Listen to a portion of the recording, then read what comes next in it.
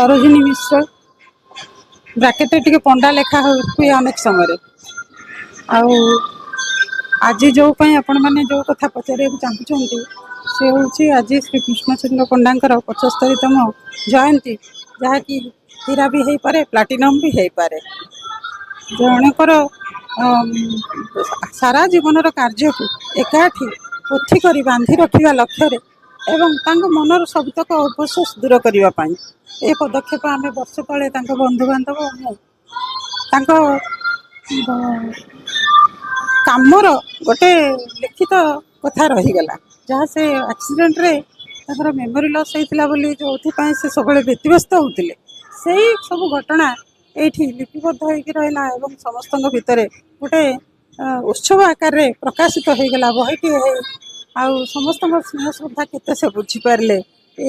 या द्वारा अफसोस बहुत मात्रा दूर हो आशा रखुची बस साहित्य समाज कार्यनिर्वाहिका समिति सभ्य समग्र जीवन में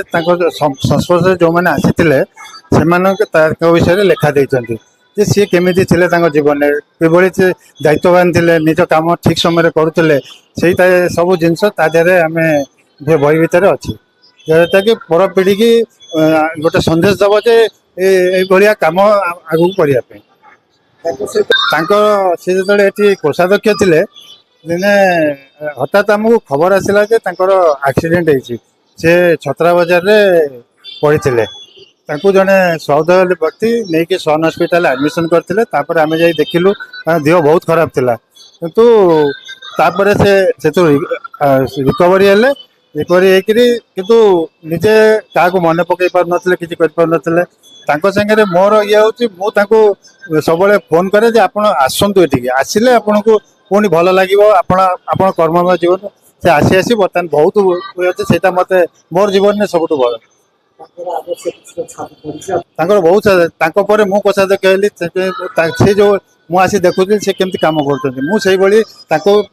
जो चेष्टा से जो उद्यम थिला मुझे मो ये नायक प्राक्तन साधारण संपादक उत्कल साहित्य समाज प्राक्तन सभापति ओडिया गीतकवि समाज तथा वर्तमान उपदेष्टा 45 वर्ष तलर बंधु आमर बंधुता एपर्यंत रही आम एका सांगे 45 वर्ष तले बोर्ड ऑफ रेवेन्यू चाकरी करूँ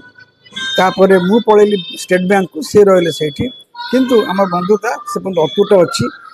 मुझे उत्कल साहित्य समाज साधारण संपादक थी सी थे कोषाध्यक्ष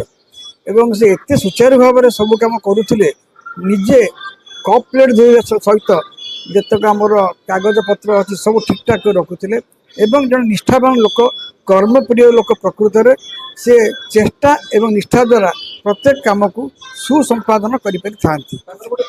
बही कौन समाज परिवर्तन करुचे कि आम कहले गोटे आम मानसिक प्रक्रिया जे बहीटा पढ़ीदे किसी समाज सुस्थता आसीज जदि आम निजे निजक परिवर्तन न करवा ताल किसी संभव हम ना मु रवींद्रनाथ महांती मोर परिचय एट अनुष्ठान हेले कला मैनेजिंग ट्रस्टी देखिली धारणा है मुझे जानी प्रकृत से सत्य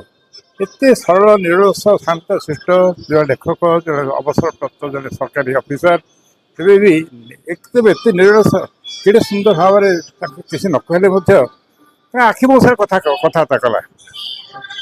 पार्टी शब्द बाहर ना कि आखिर जापी से कौ भाव अंतरटा कौ भाव में मुझे बहुत खुशी बहुत आनंदित ये अनुष्ठान आज कला मत सम्मानित कला मुझे भाविली आज मु सेवा केमी कर शिखिली आज ये अनुष्ठान जो कार्यक्रम कर मोर वक्त नुहे कहीपे ना जहाँ मत बहुत आनंदित बहुत खुशी बहुत गर्व करुच्ची ये अनुष्ठान ये लोक जन्म से पालन कर मो भाया गोटे कौन जानी मत भी श्यामचंद्र भवन में जो फटो सब देखिली